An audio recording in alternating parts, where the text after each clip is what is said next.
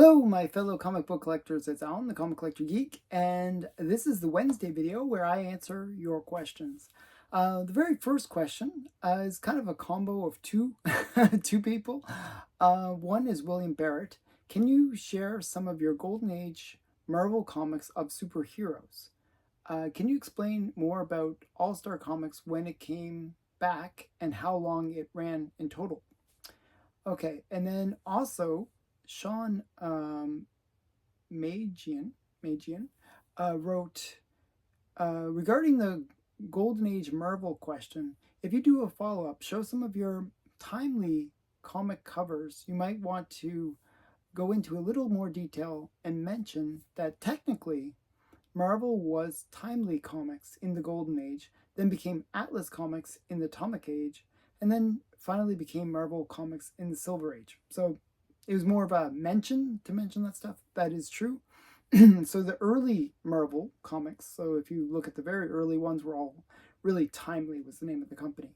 Then it switched in the Atomic Age to Atlas. And then finally, last kick of the can, in the Silver Age, they changed the company to Marvel Comics. So that's the history of Marvel.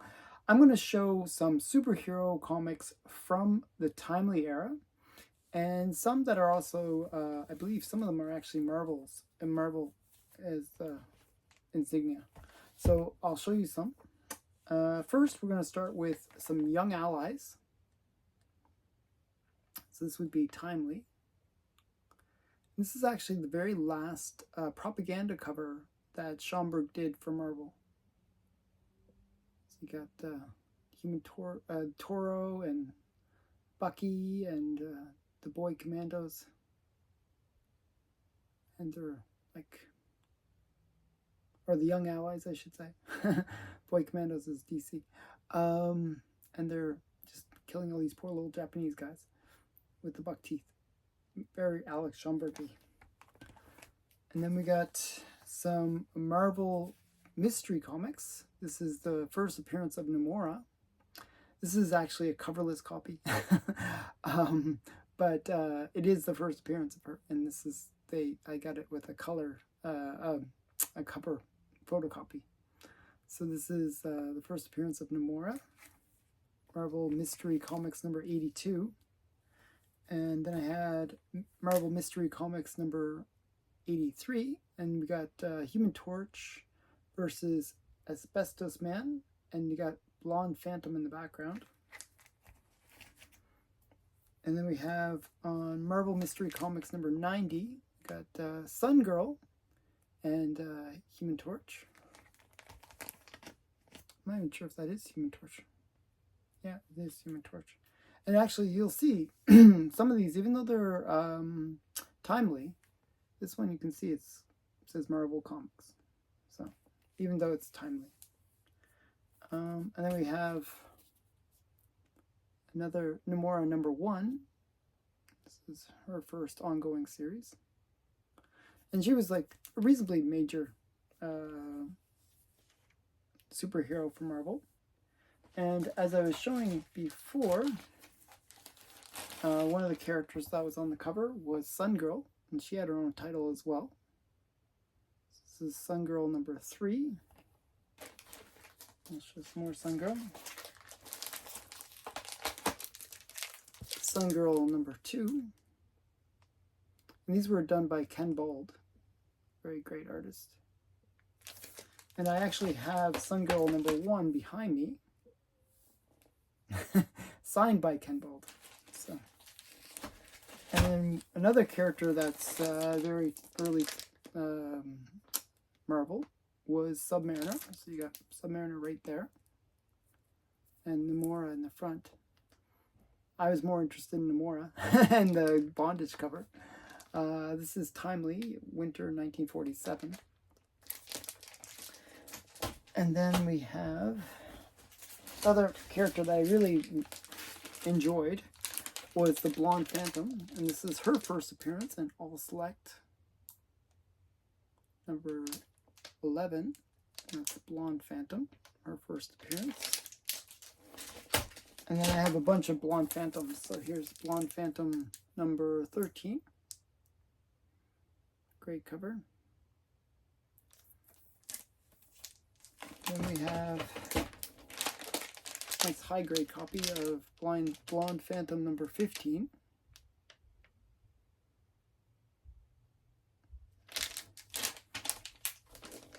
So I was more interested in the female Marvel superheroes, but yeah, this is Blonde Phantom number 14.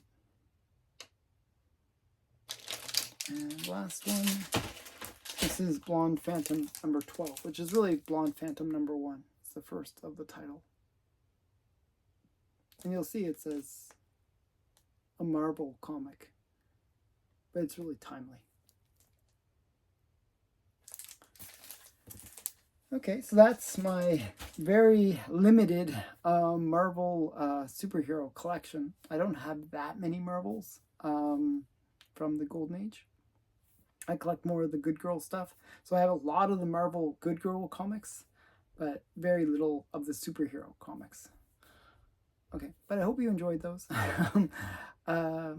Next question comes from JSS Brooklyn, who wrote, "Thank you for the video, Alan. New question. Is/are your favorite comic covers, what are your favorite covers from each age?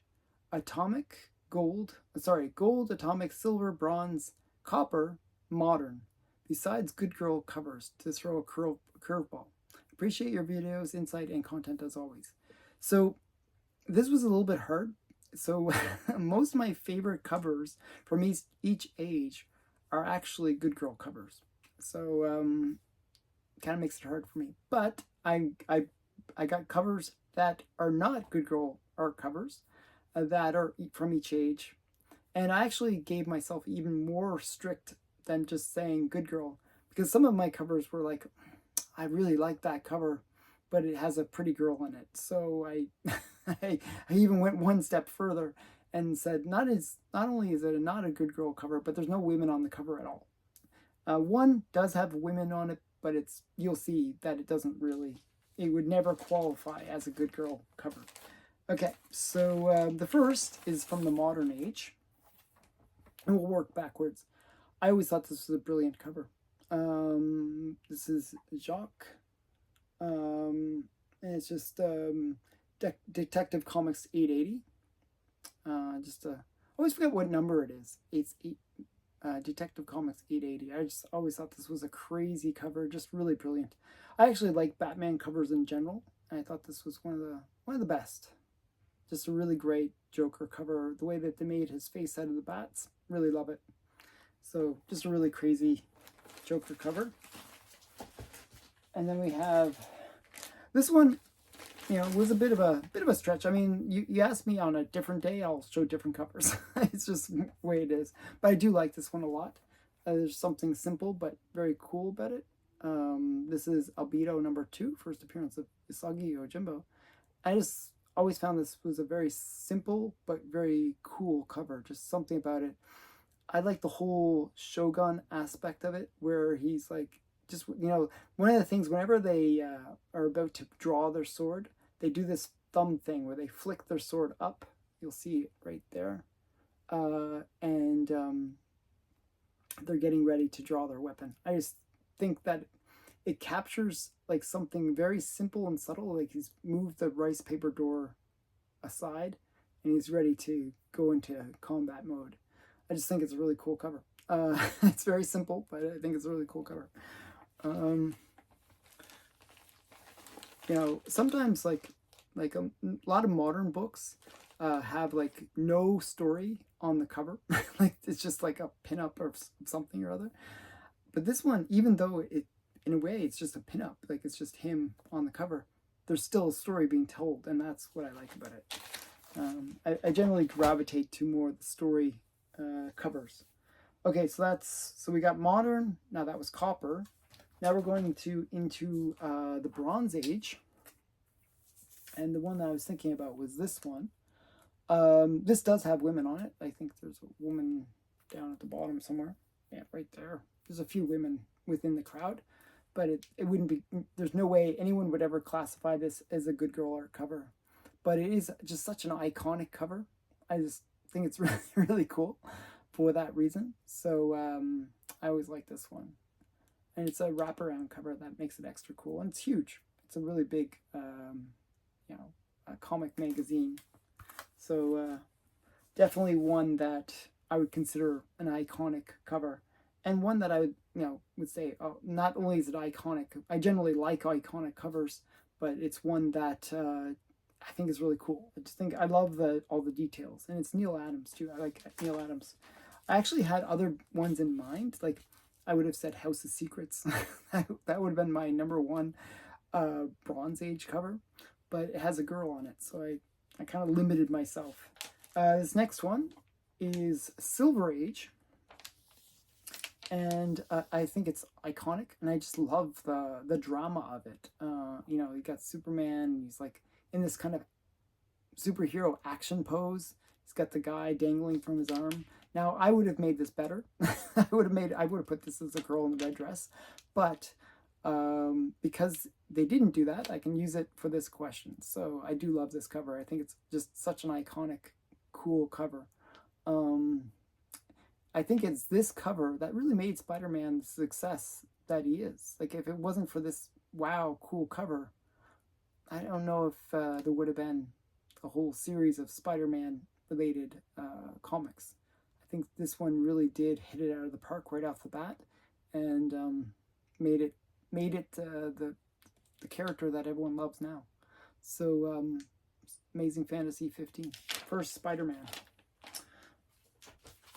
Now we're going into Atomic Age, which is kind of like the mid-50s, early 50s. And I was thinking about this one, Witch's Tales. Now, I always associate the Atomic Age with pre-code horror. That's when pre-code horror became a thing.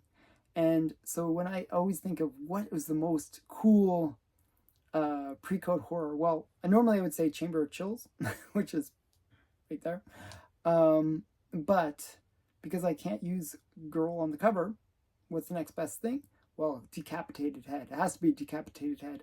I don't have like Marvel Mystery, Black Hat Mystery number 50, which is a really great cover. I love that cover, but I don't have it. I have the next best thing, which is a really great decapitation cover in the bell. I love bell covers, like where there's like somebody either inside the bell being the thing, or like a head or something like that. I think this is just such an iconic cover and just cool. So yeah, this is my choice for the Atomic Age. Now, the one that I chose for the Golden Age is one that I think of Golden Age as being really wartime. I didn't want to use a lot of the superhero ones, because a lot of the superhero ones from the Golden Age that I collect are are mostly women covers. But this one kind of fits that war era, and it's just a cool cover. I just think it's got so much going on with it, and it is one of my favorite covers of all time, actually. And it's this one, Thrilling Comics number 41. And I just love all the details. I love the fact that they're taking target practice at Hitler. Shot all around. He looks very, they make him look like so wimpy and lame. Like, he's got the little knobby knees. And this is an Alex Schomburg cover. And it's just a really great one. And you got Mussolini hiding under the bed. You got the very Alex Schomburg elements where they label, he labels everything, like secret documents. He's labeled, he labels everything, like, what does it say? To air raid shelter, and it's just like, it's so funny how he does that. He labels everything and he just puts so many details. I just really think this is such a cool cover as a result. Yeah, so that's my Golden Age pick. If you allow me to put women onto the covers, well then you would see very different stuff, because I definitely would gravitate to the female Good Girl art covers. So but those are the ones that, yeah, are not with women on the covers. So I hope you enjoyed those. Next question comes from K. Munin. After watching your comic book room tour video, are there any books you know for certain that are in your collection but you have not seen in years? There's a few. So one I'm still looking for is Bullet Man #1. I have no idea where it is. It's somewhere in this house. I know it. I feel it. It's still here. I hope it's still here, but I don't know where it is. I've been looking for it. The funny thing is, when I moved into this house, actually, on both ends of the trip, I actually got to look through my collection a bit because I was packing it and kind of making sure that everything was safe. So it got me to at least look at a lot of the books that I hadn't seen for maybe 10 years. Like some of them I hadn't seen literally for 10 years or more. And it was pretty exciting to see some of my old comics, and some I didn't remember that I had. I was like, oh wow, I have this. It's really cool.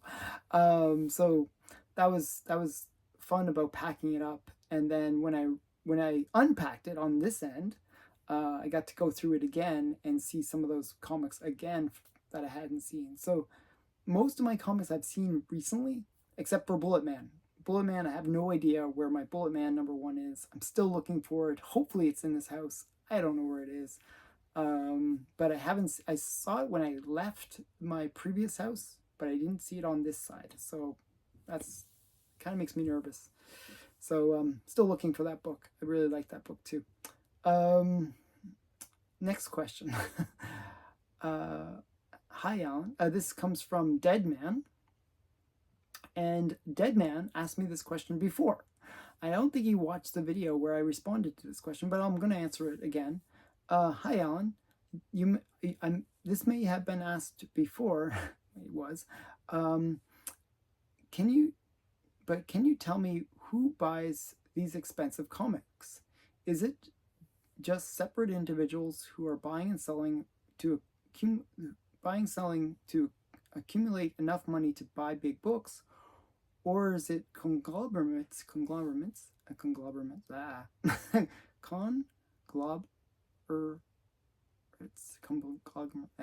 never say that word. It's just gonna fail. Once I stop recording, I can easily say the word. Once I start making a mistake, I'm done. I can never say the word. It's like certain things. I could go into a big long explanation how simple words will kill me. But yeah, conglomerates, whatever. Okay, it's just gonna drive me nuts. Okay, so buying to sell once the price goes up, or much like shares. So yeah, the way I answered this before, and I'll answer it again the same way, it's a bit of both, a bit of all those. So you have the people that flip and sell and resell and go up, and like comic dealers do this a lot, where they'll have big books in their collections, where they're selling a Batman one or whatever big book it is, because they bought and sold, and they will use money to get bigger books, and then use those bigger books to get more inventory or whatever. So they just constantly buying and selling. Some of those books actually stay in people's collections, but a lot of these big books I see flipping a lot. You look at some of the really, really big books, they actually come up for auction on a fairly regular basis. Some of them do become ghosts where you just never see them again. Some of the high grade ones go into private collections. There have been books that have gone into like these kind of conglomerates, like big businesses that basically buy books like a hedge fund kind of style, where they will pool a bunch of investors' resources to buy a big book.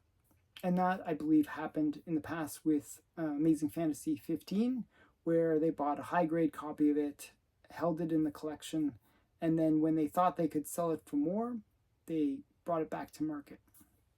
And that is like, something that happens, like Superman 1 or Action 1. Those are kind of the books that those kind of hedge fund kind of investors will basically buy in with shares, where the investors will pool all the resources and get shares on some big book. And they'll have like many books in their portfolio. That has led to problems where they kind of overbid or overinflate the prices of books just to have a very impressive looking portfolio of big books. It doesn't necessarily always bode well for the resale of those books. So I don't know if it's a good investment tool, actually, but it looks cool. And you can say, I have a share in whatever big book it is that you want. It doesn't always work, though. But that's one of the things that was happening. Like, you get these big purchases for these big books where it was really just a group of buyers. You also get the private collectors like the Nicolas Cages that will buy big books that they want to have that Action one or Superman one in their collection. So yeah, you see a bit of everything. Okay, next question comes from MJ Chick. Thanks for sharing all the All-Stars you have. Does Stephan have more All-Stars? No. So I have about 11 All-Stars in my collection. I showed 10.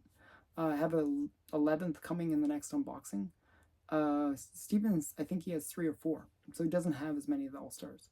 Now, I actually waited for this question to answer a previous question that I actually said, where William Barrett asked me, can you explain more about All-Star Comics and when it came back and how long it ran in total? So I kind of want to go back to that question, which I didn't answer.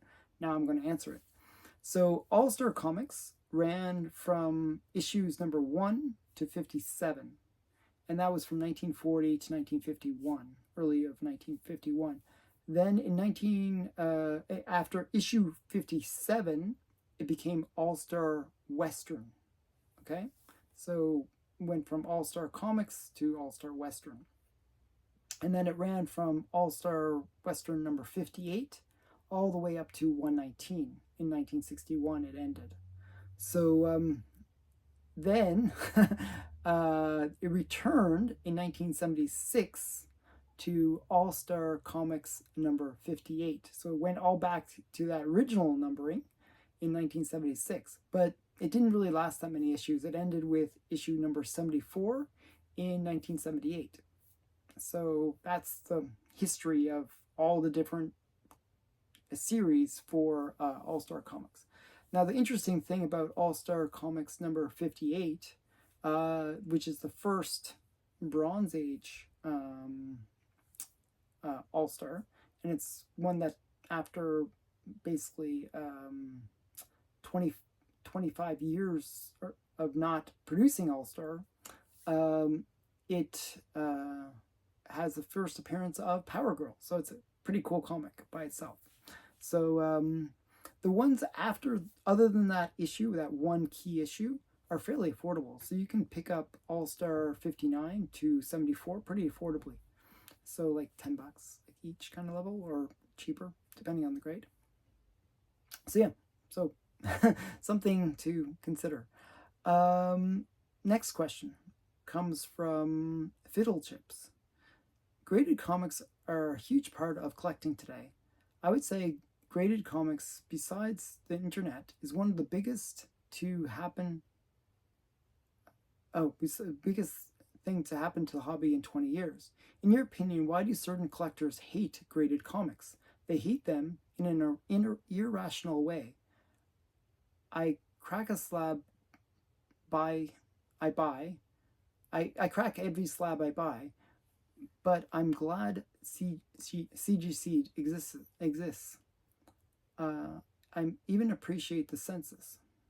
So why do people hate slabs? Now, I've heard many collectors refer to the slabs, which you'll see like a million slabs behind me, as being coffins, plastic coffins for their comics. They really hate them that much, where they see them as the death of the book that's inside them. And I can understand that way of thinking, because once they're encapsulated, they are not readable anymore. You cannot, flip through the pages, and a lot of collectors that are really weird about the tangibleness of the comics really like that smell, that sense, the texture of the book, and they really do see grading of comics as taking away from that tangibleness of the comic. Now, besides that, actually, there are collectors that like there's different levels. It's almost like a spectrum of how odd collectors can be. So there's the those really die-hard collectors that believe that you must read every book and you know on a constant basis read it and enjoy it and like almost use it up like as a resource, where they kind of read it and really get into it. Then there's the next stage is where they will read it, but they'll use gloves, or they'll baby treat this book, and they'll be very, very careful about preserving the book, even though it's still not encapsulated. And they'll like be very anti anti the slab, but they at least are trying to maintain the comic. And then the next level is somebody who will grade certain books, or but not all their collection, because they still want to have some that are tangible. Or some, the next level would be that there's like a little fly. Okay, I'm gonna have to cut that out. So there are some collectors that will grade certain books, but not others, and so they have that as part of their collection. And then there's other collectors who will see grading as a way to protect certain books. So they'll have like a reader copy and a graded copy. And then so this is all the different stages.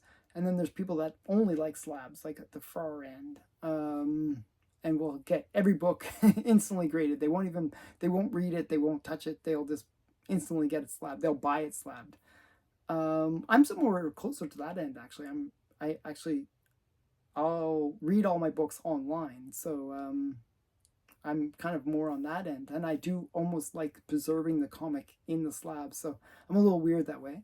So I'm more on the one spectrum, but the other spectrum really does have that hatred for the slabs, and it's because they do see it as something that prevents the original intent of the books, which is to be read, to be enjoyed, to be opened and smelled and touched and whatever. So I can understand that to a certain extent. Okay, so I hope that answers your question. And Waz Daka wrote, do you have any collecting interests that go against the grain, like Matt Baker war covers instead of Good Girl covers, for example? Yeah, so one of the artists that I really like is L.B. Cole. And I really like L.B. Cole romance books. Now, L.B. Cole's more known for his, geez, this little fly is just driving me nuts. Like, this little fly is buzzing around. If you see it, just smack it for me. Crazy. I really like L.B. Cole's romance books. He's more known for the pre-code horror, and maybe some of the sci-fi that he did. But I actually like the romance books. Now, the romance books are still relatively collected by people, but they are not the ones that most people associate with L.B. Cole. I even go more extreme because I really do like collecting artists. With L.B. Cole, I actually picked up his children's books that he did. He did like a bunch of classic children's classics illustrated, and those books have cool L.B. Cole covers, and they don't look like the traditional L.B. Cole covers that people think about, but they are L.B. Cole. So I like those as well. And I like a bunch of ones that kind of go against the grain of people, like where you wouldn't think of this artist as doing this kind of style art. Another one would be Alex Schomburg. In the collecting of Alex Schomburg, I have bought several of his pulps that he did. Most people think of Alex Schomburg as a comic artist, but I've collected some of his pulps because they have cool covers that he did. I'm going to just quickly show, because I feel like I should show something in this question. I'll show you a few that L.B. Cole romance books that I just really like. We got Popular Teenagers, Secrets of Love.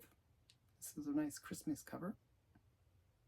And for some reason, he really likes this guy with this weird plaid shirt. Just weird.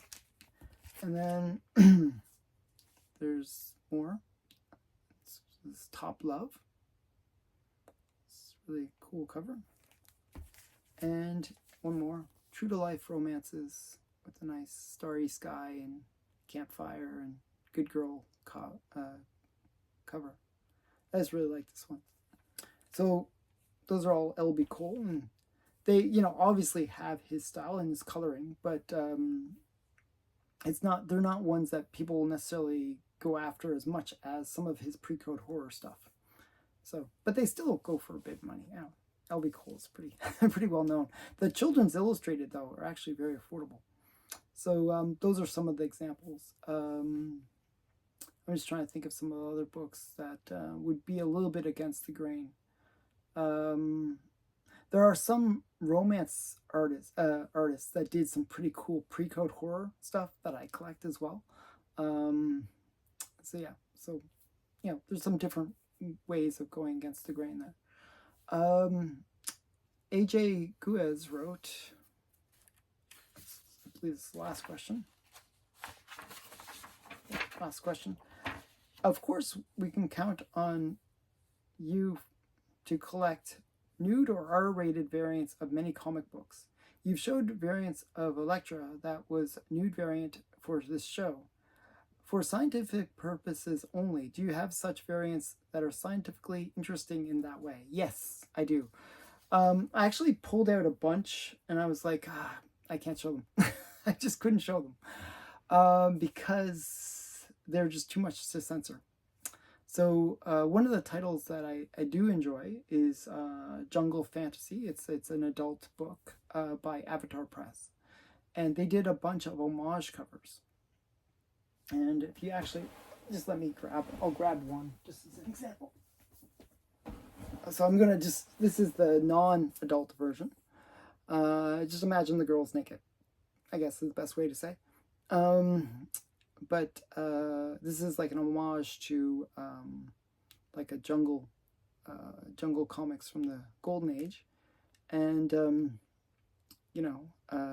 there's an adult version of this where it's the risque version. But I can't show it. There's just too much censoring involved. And so I did do a video on my members only section where I do show those adult versions. So if you ever want to see some of the adult covers, I do show them on my members only section. I didn't really want the public version to show anything that's not appropriate because I don't know whose kid might be watching, and I don't want to show anything that's inappropriate. So I kept all that stuff to my members only section. Sorry. So I can't show anything at this time, but sorry. If you join my member section, you can see all that stuff. And I'll put more there as I get it. If I ever get adult books, I will do a separate video where I actually show those adult covers. There are a few in my collection. I do have a fairly large adult section because I collected a lot of underground comics, and they have adult covers. But the Jungle Fantasy has a lot of crazy covers. A lot of the homage covers that Avatar Press I liked. I bought both the normal version and the adult version, so they're kind of fun because they mimic a lot of the Golden Age classic covers, but then have this new twist, which is kind of fun. So sorry I can't show you any scientifically interesting things today, but check my members section and you can see lots. Okay, so I hope you enjoyed the answers to this question. Sorry about the fly buzzing around, it was driving me nuts. And sorry I can't pronounce conglomerate. Oh my goodness, I still can't pronounce it. But yeah, I hope you enjoyed this anyways. And thanks for watching. If you have a question you want answered, just put it in the comments below and I'll do my best. Hopefully I won't have any issues with flies or mispronunciations. So will be fun. Thanks again for watching. Bye for now.